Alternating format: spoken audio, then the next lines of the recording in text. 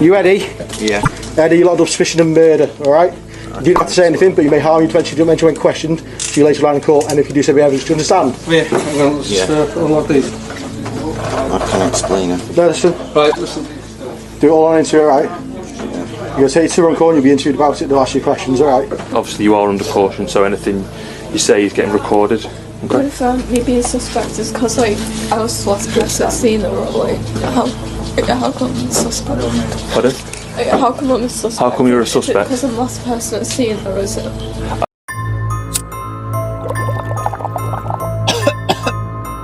Hey homie, welcome to the sesh. Today's story does have a trigger warning. Roll up, light up, grab a bev, do whatever you need to do to activate chill mode, get nice and cozy to listen to today's story. Today we're gonna be smoking out of a new little piece that we got just the other day. Isn't she so cutesy? I know, right? It's been coming in handy too. And you already know we got a bowl packed up of that plant-based medicine, as usual. Let's get into this story, because it is a good one. Cheers!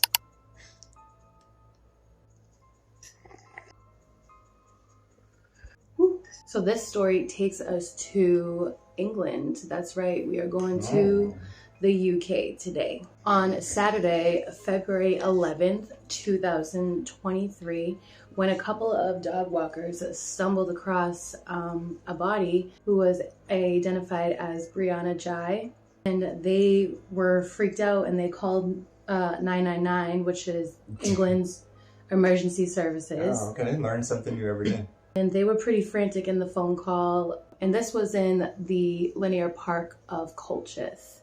But let's take it back a bit, because you're probably wondering how we ended up here. How did we get here, right? So we're gonna start off with one of the victim's killers, who has been identified as Scarlett Jenkinson. And Scarlett, like, it's reported that she kind of had like a pretty much seemingly normal childhood and upbringing. Her mom was a teacher and her dad was a builder. And Okay. she came from a good home. Was his name Bob? I hope it was not. I hope it was. So she came from like a good home, and she was the youngest of four, and she was the only daughter. So she had three brothers ahead of her. Pictures can be found of, you know, like her living her best child life on Facebook, just living like a normal kid, really. Pictures can be deceiving though. Around 11 years old, though, things kind of took a turn when Scarlett admitted to like self-harming. Oh. And she basically said that it was like a coping mechanism for her anxiety that she struggled with. She went a little emo. Yeah, I mean, we all do. She had an emo phase. No Everyone biggie. does. And so it was at this time that she met another kid who is the victim's second killer, and he has been identified as Eddie Ratcliffe. Ratcliffe. Okay. Ratcliffe. And Never trust anybody that has rat in any part of their names. That's a fact. it's reported that he was a pretty shy kid, kind of timid, kind of kept to himself. He got really good grades in school, and he too came from a really good home. His mom was like a graphic designer, and his dad was the owner of a truck company, and he also owned like an amateur kickboxing Oh, jeez. gym. These guys are just living the best lives, huh? So they both come from really good homes. And real good, man. the two they end up just striking up a friendship, right? They met and they became friends. And this They is bonded when over like how good their childhoods were. they bonded over their awesome childhoods. Yeah. And this is when Scarlett, you know, like she ends up, you know, confiding in Eddie, you know, about their likes and their dislikes. And it was at this time she tells him that she's like really into like horror films. And he's like, oh, cool. And she's like, I'm really, really into the horror films. Like the gorier, the bloodier, Oh, Yeah. I'm really into horror films. And she would just be at home watching them by herself. She'd get so excited and she was like really into them. So pretty much that's a red flag. Is Because it? you should only be watching that stuff and getting like super excited and into it when you're watching it with your friends. But the fact that she became like more obsessed with them, and the more horrible and torturous and gruesome they were, the better. Like Eddie, he was at the top of his class, right? Like he got really good grades. He studied a lot. Like I said, like he kind of kept to himself and everything. And it's also reported, though, that his older brother sometimes would make fun of him and tease him for his autism, for having autism. So he's autistic? Somewhere on the spectrum? He wasn't even diagnosed with autism until after the murder. Oh. Yeah. Scarlett had to leave her school because she gave cannabis gummies to the other students. So they were like, girl, you gotta go. You can't be doing that. So they kicked her out. And she was accepted in the Birchwood Community High School. Okay. And so she started going there, and she was in like the inclusion unit, which is like a separate wing of the school, I guess, for kids who struggle with Troubled like, kids or yeah, something. like just behave, but you know, they're kind of in there.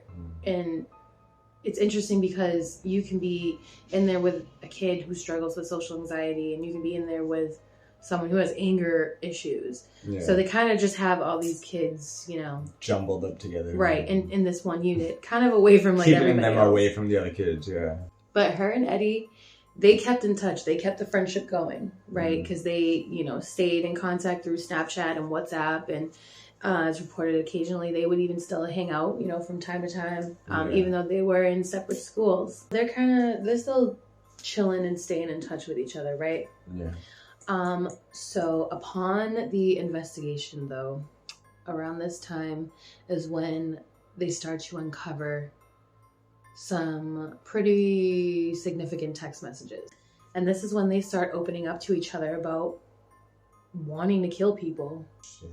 In the making. And they discover the start of the disturbing text between the two. They were both discussing how they both wanted to kill people that they knew for various reasons. One of the reasons, one of the people on the list was a boy, because he was, quote, flirting with a girl that Eddie was crushing on. He thought that the boy was getting a little too close to the girl that he was crushing on, and he ended up venting to Scarlett about this. And he was like, no, I'm not going to have any of that. And so they started texting about possibly killing him. And he vented to Scarlett, and he said, I thought he was your friend, but you seem pretty okay with me killing him. To which Scarlett replied, he is my friend, to be honest, but I don't care if you kill him. I can do my best to help you too. Damn. She's cold-blooded. What right. the hell? Like, just off rip down. Like, She's I feel like, yeah, she's he's my I've friend, been but waiting for someone to ask me. she's my friend, but if he gotta go, he gotta go. And then later she even added, just ask me to do it and I'll do it. I'll wear a mask. What the fuck? She's like, just say the word, dude. Like, Right. little hitman. Hit woman. Scarlett did not need much convincing. Yeah. Like, she was ready to go just Shit. off of the first, like, eye roll.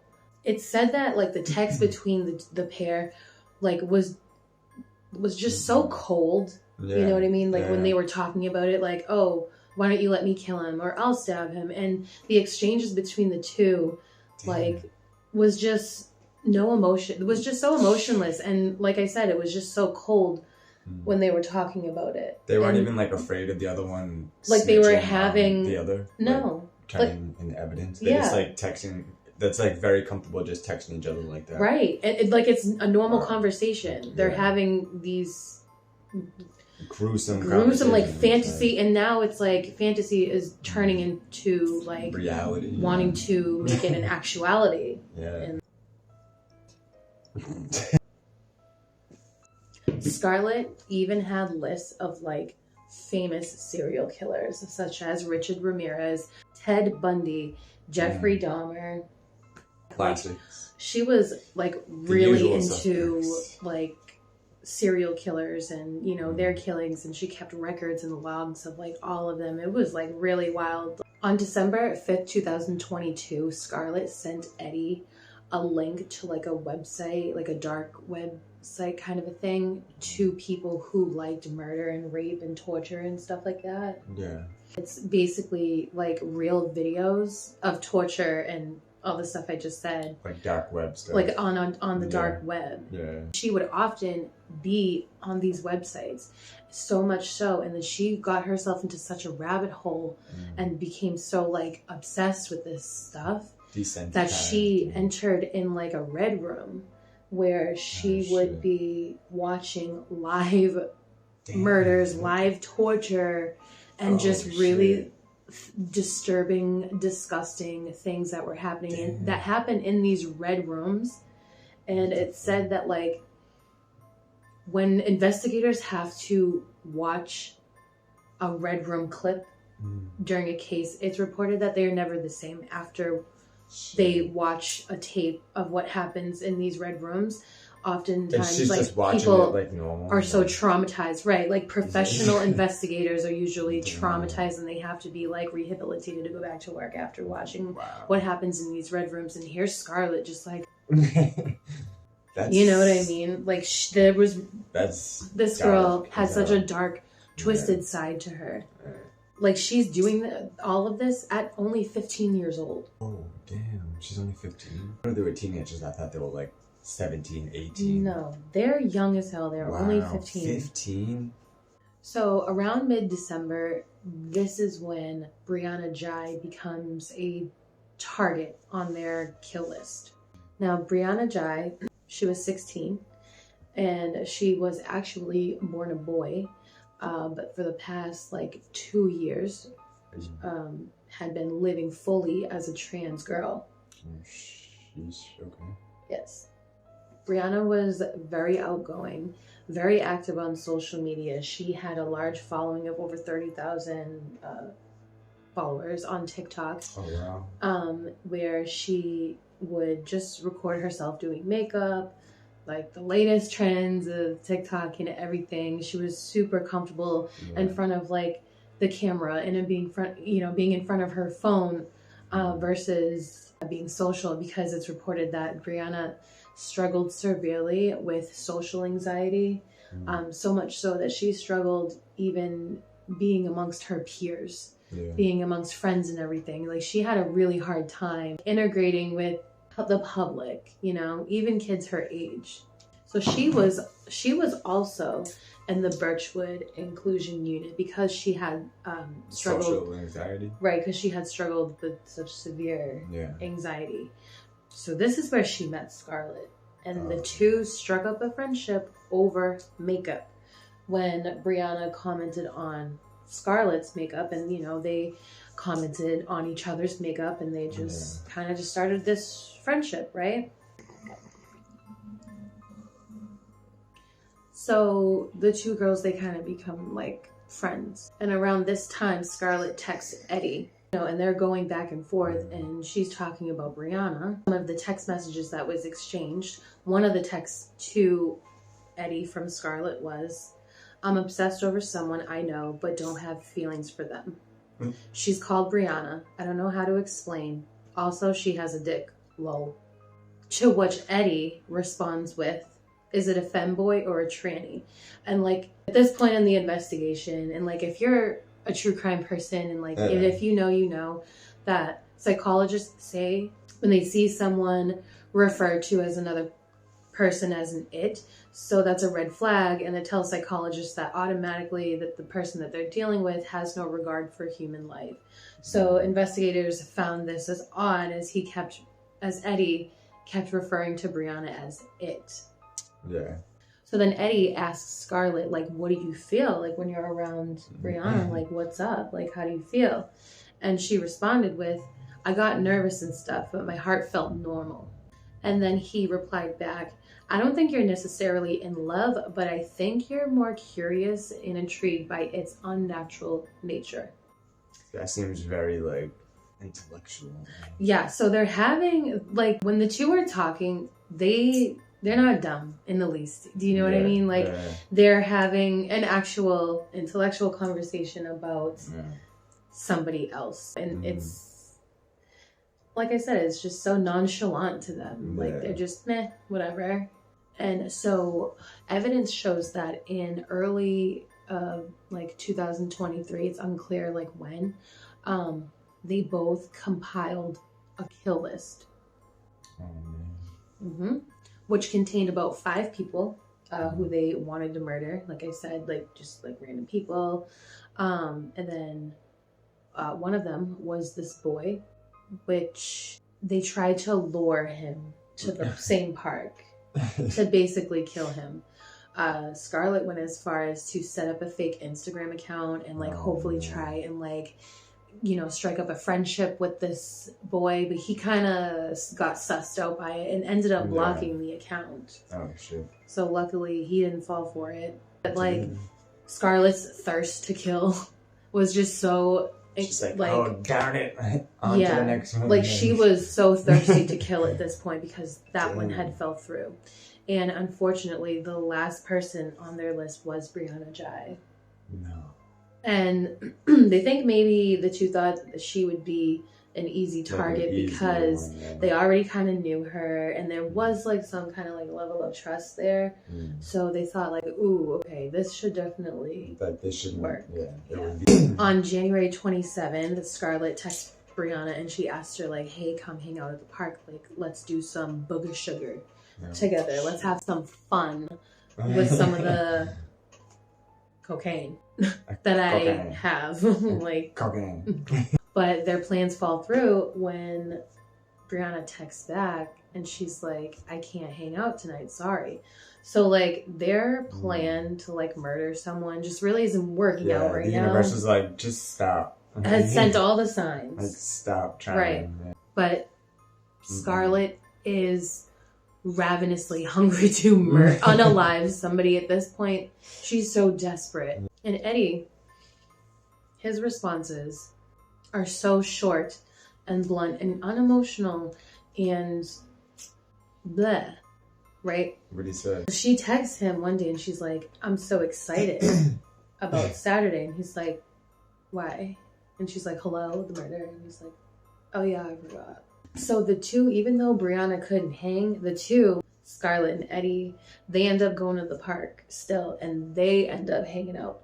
And then they talk about plan to murder BRIANNA and everything. So they have to come up with another plan to unalive BRIANNA.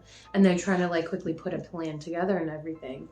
So Scarlett is texting Eddie and she's like, tomorrow at 6, meet me at the park. And he's like, yeah, if I can, I have a lot going on. You know, like I have mock exams, like I have to study, you know, stuff like that. 2 days before the murder, the pair started texting about it again. And they're kind of going over details and, right, dotting all the I's, crossing all the T's. Scarlett's just over the moon about, she's about to kill BRIANNA. Like she's about to finally get to make her sick, twisted fantasy a reality. Like she's finally getting the chance to unalive somebody. And like, by the way that Eddie's responses were, he doesn't seem like as committed to the whole situation, like as Scarlett, you know what I mean? Like he could like, he's like, meh, like I could do with it or without it. Like he's like, either way, it doesn't bother me. So Friday, the 10th, is when Scarlett and BRIANNA are texting each other about meeting up at the park. And the very next day, the following day, on February 11th, is when CCTV is shown. You know, you can see BRIANNA leaving her house. You can see her getting onto the bus. And she even texted her mom that day and said, and told her mom how nervous she was about being on the bus alone and everything. So, because she has social anxiety. Yeah. So the three meet up and, you know, like they get off the bus and everything and they are captured on CCTV walking towards the park. And it's clear that the two are luring BRIANNA to her death, essentially. And several witnesses like remember seeing the three because BRIANNA, you know, her style is a little not so much off. It's just like a little, but like something you would notice. Very distinctive, right? Yeah, She has long red hair. She was wearing a white fluffy coat. She had on high white stockings. So definitely not appropriately dressed for the time of year and everything. But so people remember seeing this person, you know, kind of stand out. And they are, you know, shown on multiple cameras on businesses and, you know, of homes and everything, of their own, you know, security footage and everything. So they're seen. CCTV. The three are seen walking towards the park and everything. Yeah. They finally get to a part of the linear park in Colchith, or however you say it. So they're walking, you know, over to like this part of the park where they kind of are near like a bench, and this is where the murder would take place. And at 3:06 p.m., Scarlett's phone receives a text message from BRIANNA that says, "Girl, where are you?" Sometime within the next 7 minutes is when BRIANNA was stabbed to death. Damn. Two dog walkers, Mr. and Mrs. Vise, were walking in the park when they saw a young man crouched over and then a young girl nearby, and they saw the body of another young girl on the ground. And, you know, they kind of like scared each other. And this is when the two, the girl and the boy, ended up running off. And Mrs. Vise said that as they were running away, the girl, girl X, who was identified as Scarlett Jenkinson, turned around and stared at Mrs. Vise, and she was like, this was the most creepy thing and unsettling and unnerving. And she stared at her with like a menacing look, and then she then turned and then continued to like run. And damn, so they stumbled upon them as they were like after they killed her? Wow. And in the 999 call to emergency services, Mrs. Vise was audibly just traumatized and frantic about like just she's probably like, this bitch is stalking me, like where right, just so shocked about what they just found. And she feared that, you know, that there was nothing that they could do. She audibly said like, there's so much blood, I don't know where it's coming from, I don't know if she's breathing or not, I can't tell. Wow. By 3:25 p.m. PC Andrew Chadwick was on the scene, and he was trying all the efforts to revive BRIANNA. You know, he ended up calling for backup and EMS and everything, where they ended up working on BRIANNA for about 40 minutes. Wow. And unfortunately, at 4:02 p.m., BRIANNA was pronounced dead because she had succumbed to her wounds. Oh my goodness. So after this, right, after they had just murdered BRIANNA, on security footage that the two are seen just going back home, like they're seen headed back home, running home. Yeah, they're out of there, right? Scarlett went her own way, took her own way home, and through security footage on public transit on a bus, it's there you see Eddie taking the bus back home to his home in Lee. Wow. And then so a little bit after the two just committed this murder, Scarlett starts sharing like links and then like press conferences to Eddie, and she starts trying to throw off like the trail, right? She's trying to start she's trying to cover her tracks, but she's not doing a great job at it. And this is when she texts Eddie and she says, "My brother told me to stay out of Linear Park. Someone was stabbed over there." And she started texting BRIANNA's phone really weird things. She got scared after and was like, oh shit, how can I cover this up? Why did you leave with that random guy? Which she ended up like going on with this story, right? She made it up as she went along. And like knowing good and well at this point, BRIANNA's not going to see the message you unalive, remember? Yeah. Not only that, but there was witnesses that seen you over the body. Like you... Come on. Later on one evening after the murder, Scarlett and Eddie continue to talk through text about what happened. And Scarlett asks Eddie, like, hey, do you have anxiety, like, about getting caught? To which he just blandly responds, probably. He's no soul at all. Right. And so she then replied with, "Don't worry about getting caught. Police is shit here." So they're just like really checked out about the whole they didn't thing. even think to have evidence. They just like did what they Right. did. So within a day, the autopsy report came back. Wow. And it said that Brianna was stabbed 28 times, 12 of which indicate that she was stabbed, attacked from behind. Right in the back, yeah. And one of the cuts was so deep, it was 5 inches deep. Damn. So that was probably the first one.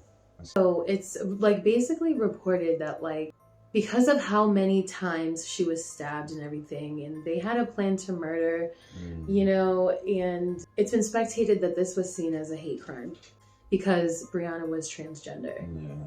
And like Eddie's casual approach was just an indicator. He had no regard for human life, and he was down to do it. Anybody's life, though, not because of that. So the investigation continues, and Scarlett had told her mom, like, "Oh yeah, I was with Brianna, like, in the park, like, just the other day, you know, and everything was fine." And, you know, she, like, looked down at her phone and said that she had to go, you know, because she was going to go meet someone. And Scarlett Jenkins's mom pretty much did what, like, any parent would do and was Told like, the cops. that's sus. No. And so she got on the phone with the local authorities and she's like, I think you should hear this from my daughter's mouth. Damn. So she gets on the phone with the police, and she's like, yeah, Brianna ended up leaving, like, we were hanging out, and she ended up meeting a 17-year-old boy from Manchester, and she was like, I gotta go. They were like, okay, and like, what did Brianna, like, what did you say? You know, what happened? And she was like, oh, Brianna yelled at me and told me to stop interrogating her, and then she just walked off. And they were like, okay, right. So they take all of this down. Suspect number one. Yeah. So within an hour of that phone call, Scarlett had texted Eddie basically telling him, yo, I didn't go to the police station, but my mom called in and basically they talked to me and I need you to corroborate my story. Here's what I said to them. Damn. Like, she was telling him like what to say, how to say, what to say. You know what I mean? Scarlett went, this is how twisted. Scarlett went as far as to post a tribute on Snapchat about Brianna. What the fuck? And you're doing too much at this point. Right. And it said, Brianna was one of the best people I had ever met and such an amazing friend. It's so fucking sickening what got done to her. That's fucked. Like, I think she's feeling guilty, like, now that she did it, and now she's like, oh, fuck, like, I'm gonna get caught. Like. And within 2 hours of that phone call, police swooped in on the pair at their homes and snatched up both of them. Damn. You Eddie? Yeah. Eddie, you're locked up suspicion of murder, alright? You don't have to say anything, but you may harm you when questioned. See you later on in court, and if you do say we evidence, do you understand? Yeah, I'm going to just unlock these. I can explain it. No, listen. Right, listen. Do it all on interview, alright? You're going to say it to her on call and you'll be interviewed about it, they'll ask you questions, alright? Obviously you are under caution, so anything you say is getting recorded. But if me being suspect is because like I was the last person to see the robbery, how come I'm suspect? Pardon? How come I'm a suspect? How come you're a suspect? Because I'm the last person that's seen her, is it? And they took them down to the station, started questioning them, and Scarlett is continuing to lie to them.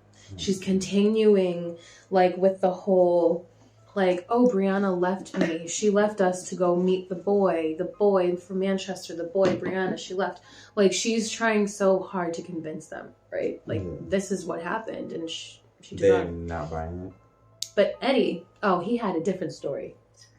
He said, oh yeah, we were there, we were hanging out, yeah, we met up. He's like, yeah, we were there, we were hanging out, we were in the park and everything. I was there, they were there, but I actually turned around to go use the bathroom, like behind a tree, and this is when I came back and I saw Scarlett standing over Brianna stabbing her. And this is what he told the police. way. So he's going It's like with double this. cross. Right. That's And he's going with this.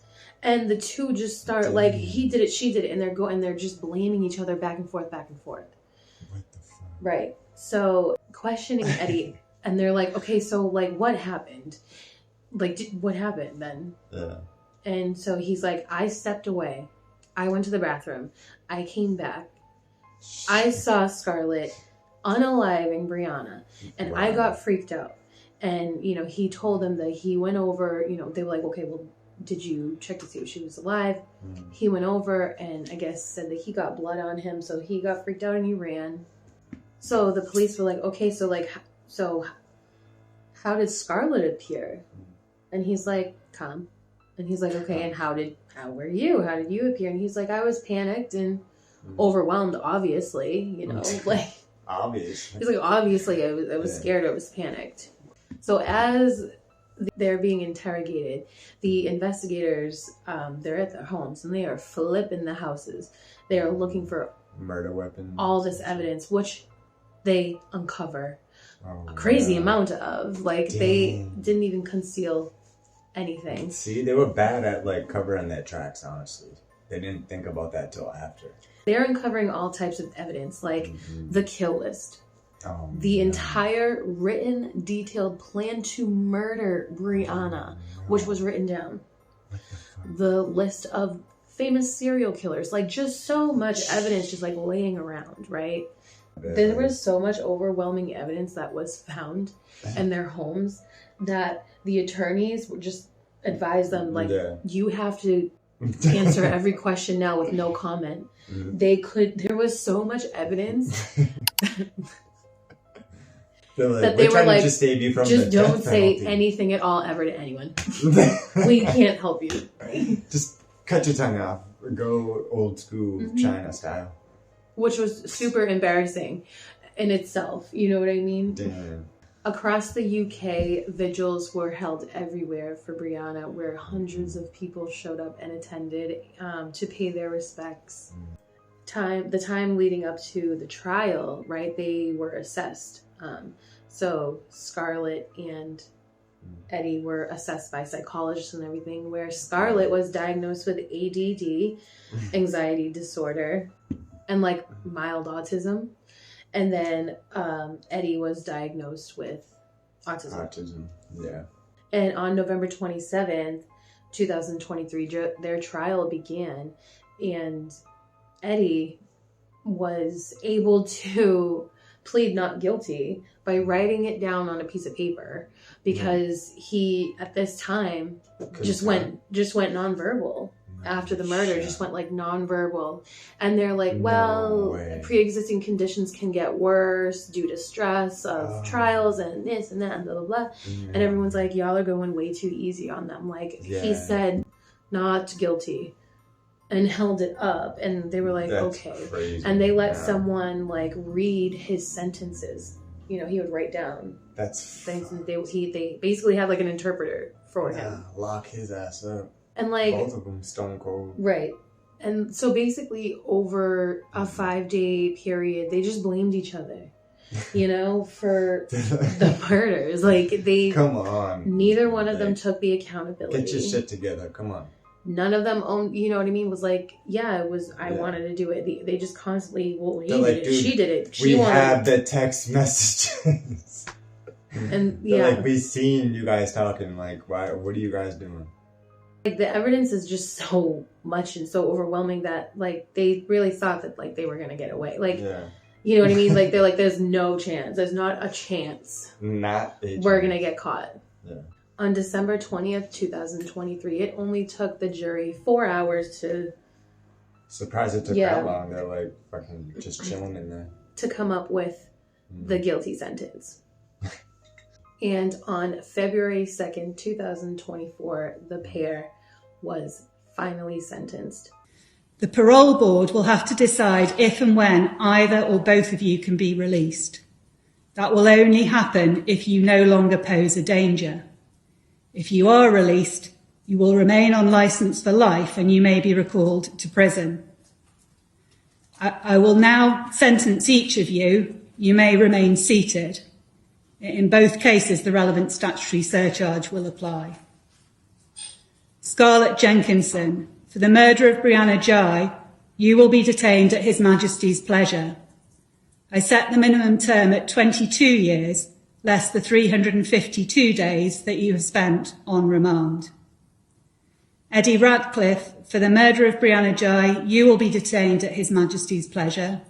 I set the minimum term at 20 years, less the 352 days that you have spent on remand.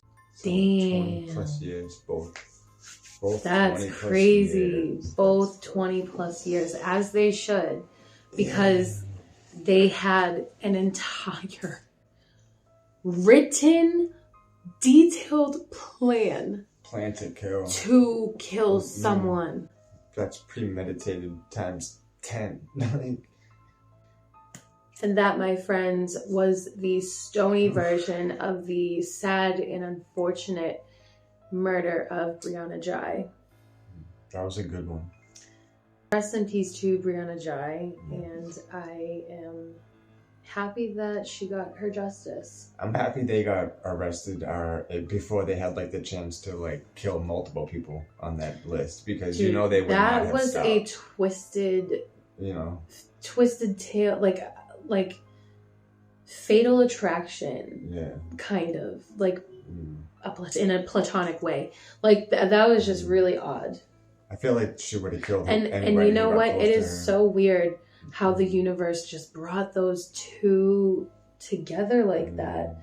You know what I mean? Yeah, just like co-signing each other's intent to kill. Like. Yeah. And that is all we have for you guys today. Give this video a thumbs up if you like our content. Let us know what you guys are on in the comments. Yes. We really appreciate you guys for rocking with us and helping us grow. It really, really means a lot to us. We've made it to 86 subscribers, and it literally feels like 86 million. Yeah. We appreciate each and every single one of you for vibing in session with us up until this point. If you have your own spooky story that, anything that happened to you that was just weird, scary, spooky, or just downright odd that you want to tell someone about, tell us. Email it to the email in the description box below. We will read it and shout you out. Let us know where you're from and who you are. All right, my friends. Stay stoned and stay spooky. We will see you in the next sesh. Bye. Bye.